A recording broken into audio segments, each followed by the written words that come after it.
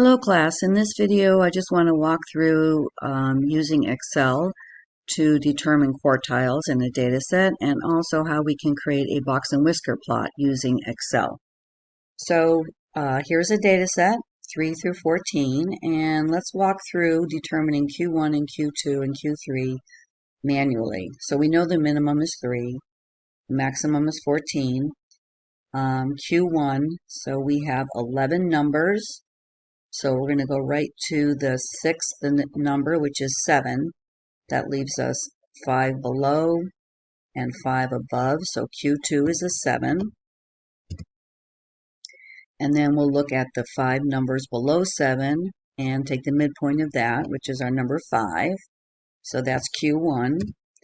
And we'll look at the 5 numbers above 7 and take that midpoint, which is 12, and that is Q3. So in Excel, we can do the same thing using a formula called a quartile, QUA, and then we have EXC, exclusive versus inclusive. Exclusive, well, you'll see why on the next data set, is going to come closer to what we expect. So I'm going to use this one, quartile.exe. I'm going to double click on that, and I am just going to highlight the array is the numbers that I'm looking for the quartile on, followed by a comma, and then we need to enter a 1, 2, or 3. Are we looking for the first quartile, second quartile, or third quartile? So I just put the number 1 and hit enter, and Excel returns the number 5, which matches what we came up with. Now let's do the same thing for the second quartile, which is the median, and for the third quartile. Just going to highlight my numbers, followed by a comma, and then the number 2. I don't need to put that ending parentheses, or I can, either way, and hit enter. And as you can see, it's returned 7. When I've looked for the quartile.exe, this is the numbers I'm looking at, B1 through B11, and I'm looking for the second quartile. And now we'll do the same thing for the third quartile. Highlight my numbers, comma 3, enter, and I get the number 12. So Excel, in this example, has returned what we expected to do when we manually just eyeball our data set and figure out what Q1, Q2, and Q3 are. So now let's do it over here. The difference here is that we have an even number of numbers. We have 10 numbers, I believe. So our Q2 is going to be the midpoint between our 5th and 6th numbers. So it's the midpoint of 10 and 12, which we can just look at and say that that is 11, but let's do the math just in case you're ever not sure about that. I'm just going to say 10 plus 12, my 2 middle numbers, and divide by 2. I'm putting in the formula, and it returns 11, which is what I expected it to. Again, when I look up here, I see what is exactly in the cell.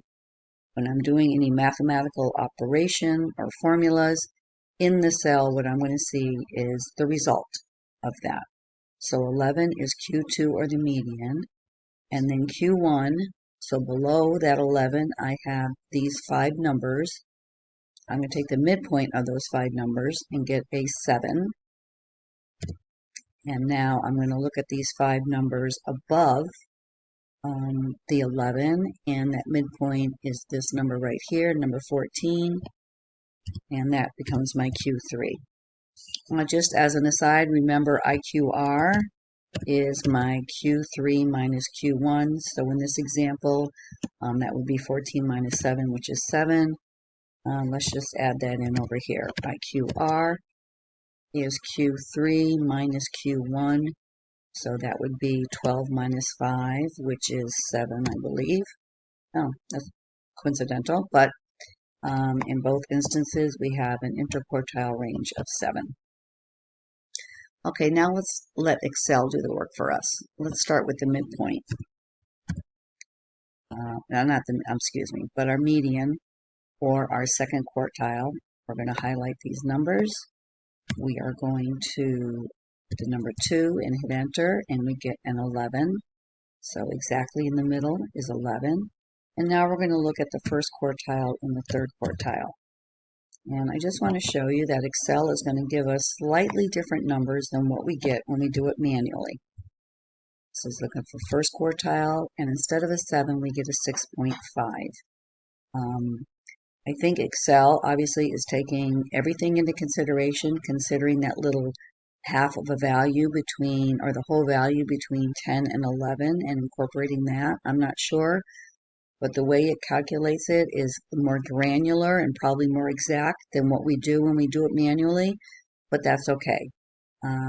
When you have a problem on the project that will be due in another month or so, you'll have to be doing this, and it's up to you. You can do it manually, or you can use Excel, and in some instances, you might get slightly different answers if you use Excel, and that's fine. I'll accept either one. So likewise, when we use find the third quartile, I'm not sure if we're going to get the same thing or not. We do. We get the 14, so that's good. So only our Q1 is different when we use Excel versus when we use do it manually. The next thing I want to show you is how you can create a box and whisker plot using Excel. I tend to do them by hand myself, but we can use Excel to do that. And we don't highlight our Q values, including, let's say we had our 5-number summary here. So in this example, it would be 4 is a minimum, Q1 is 7, Q2 is 11, Q3 is 14, and then our maximum is 15.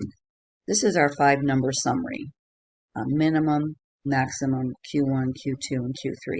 We don't highlight that to create a box and whisker. We highlight the raw data, which is this over here.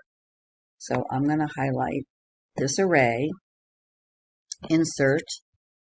There's probably a quicker way. I go to recommended charts, all charts, and once I do that, I see this list of all different kinds of graphs I can create, and one of them is box and whisker, and there it is. The only difference here is instead of the number line being along the x-axis, it's been flipped on its side, and we have our number line here, and that is fine. It's showing, let me come over here, it is showing our midpoint here, which is that number 11, and it's a good idea with this box and whisker, I'm just hitting the plus, is to get your data labels, excuse me. Because now we can see that it has defined the midpoint as 11, or your median, excuse me, and Q2. It's defined Q1 as the 6.5, which is what it did right here.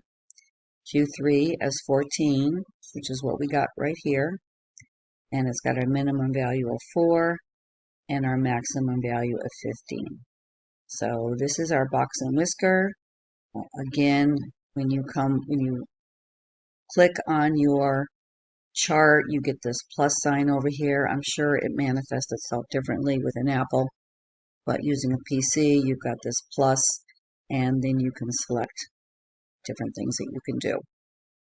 But I think at a minimum, having the data labels so that the 5-number summary, meaning the min, the max, and Q1, Q2, and Q3 are displayed on this box and whisker chart.